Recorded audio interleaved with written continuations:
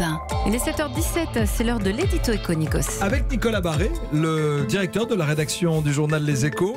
Alors, il faut accélérer la transition vers les voitures électriques. C'est le message qu'a adressé en substance le président de la République aux constructeurs automobiles du monde entier réunis hier soir à Paris. Oui, la France se fixe comme objectif ambitieux de faire rouler 1 million de voitures électriques et hybrides rechargeables sur nos routes d'ici 2022. Aujourd'hui, à peine 2% du parc français est électrique. Alors, la prime de 6 000 € pour l'achat d'une voiture électrique va donc être prolongée sur plusieurs années, a dit le président. Il faut aider les gens à se débarrasser de leur vieux diesel, a-t-il dit.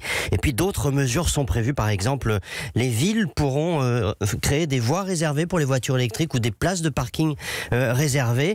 C'est notamment ce qui a permis de faire décoller le marché en Norvège, qui est un paradis pour les voitures électriques, puisque un tiers du parc est électrique aujourd'hui. Électrique. Et le président français s'inquiète du décrochage de l'Europe en matière de batteries aussi. Oui, parce que les batteries, c'est presque la moitié du prix d'une voiture électrique. Or, aujourd'hui, cette industrie est asiatique. Presque tous les modèles que vous voyez roulent avec des batteries chinoises ou coréennes, d'où un plan pour créer un Airbus de la batterie, en espérant qu'il sera un peu plus efficace que la 380.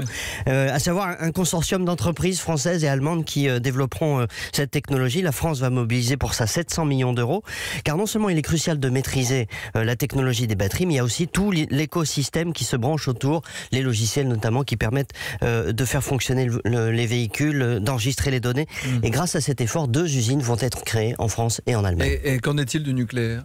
Le nucléaire, oui, le nucléaire est considéré comme un atout pour ça. Il est évident que si vous rechargez vos batteries de voitures électriques avec du nucléaire produit par des centrales à charbon comme en Pologne ou en Allemagne, le bénéfice n'est pas évident. En France, on a l'électricité la moins chère d'Europe et celle qui émet le moins de CO2 grâce au nucléaire.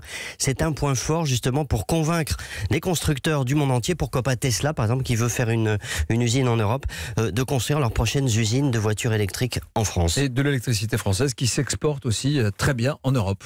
C'est tout à fait, notamment en Allemagne.